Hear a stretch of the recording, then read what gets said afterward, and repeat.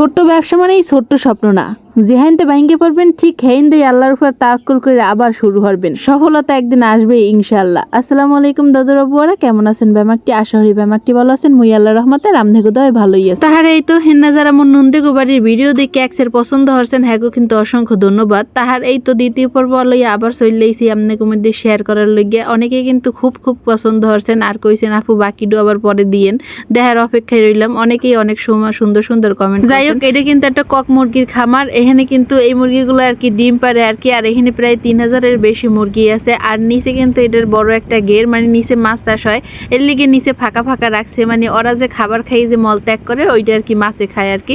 1 কামে 2 কাম। আর এদিকে মোর পোলা হাত দিয়ে দেয় 3 কাম, মানে ও একটা আন্ডা পাইছে আর কি। আর মোরা যে সময় এখানে গেছি আর কি, সেই সময় মানে হ্যাঁ ডিম উডেনে শেষ, সেই টাইমে আর কি মোরা গেছি।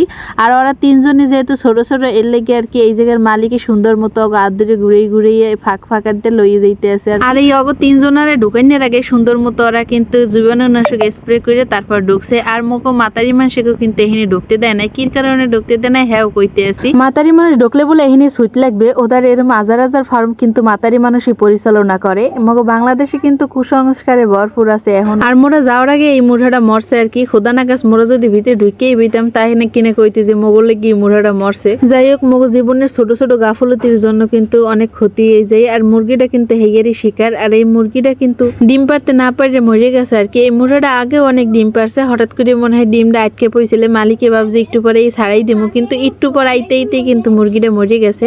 যাই হোক, ও কথা বাদ দিয়ে এদিক দিয়ে ঘেরের পাড় দিয়ে এত সুন্দর ভিউ দেখতে দেখতে কিন্তু অনেক কিছুই মোরা দেখতে পাইছি। সবজি কোনো কিছুরই অভাব নাই। যাই হোক মাশাল্লাহ মোটামুটি। আর এদিকে আইতে দেখি গাছে কিন্তু অনেক কাঁঠাল পাইকে বইছিলে।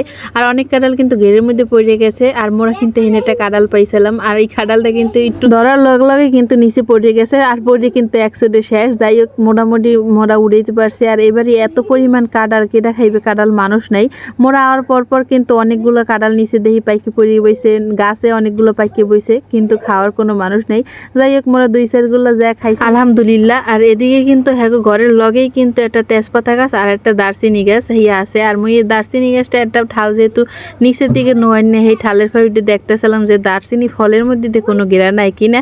আর দারচিনির ফলেতে কিন্তু মোটামুটি ঘেরান আছে। আর এদিকে কিন্তু আমি এবার একটু খাইয়ে দেখতে আসি যে তিতে নাকি। শুনছি বা একটা ভিডিওতে দেখছি আর কি যে দারচিনির ফুল দেও কিন্তু একটা মশলা হয় আর কি, বিদেশে নাকি এগুলা খায়।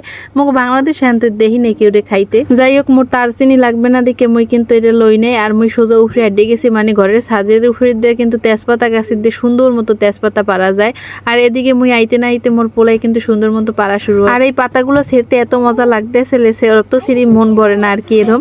আর এদিকে ছেড়তে মোরা কিন্তু 1 পলিথিন বানাই হেলাইছে, এবারও কিন্তু মোকে মন ভরে না। যাই হোক, এবারে কিন্তু একটু ভিডিও করে মেলা ভিডিও দিয়ে হেলাইছি। এখন কিন্তু মোকে বিদায়ের পালা। একদিন হরতে কিন্তু মোরা 2 দিন বেড়াই হেলাইছি। একদিন বেড়াইছি কিন্তু দুলাবের রিকোয়েস্টে। যাই হোক, মোরা কিন্তু খাইয়েও আইছি, লগে কিন্তু লইয়েও আইছি। খালি যে মাইয়েরাই বাপের বাড়ি দেয় জিনিসটা কিন্তু এমন না, যে কোনো জিনিস থাকলেই কিন্তু নেওয়া যায়। যাই হোক, আজকের মতো এখানেই শেষ করতেছি। আবার কিন্তু কোনো একটা ভিডিওতে দেখা হইবে। সেই পর্যন্ত সবাই ভালো থাকবেন, সুস্থ থাকবেন। আল্লাহ হাফেজ।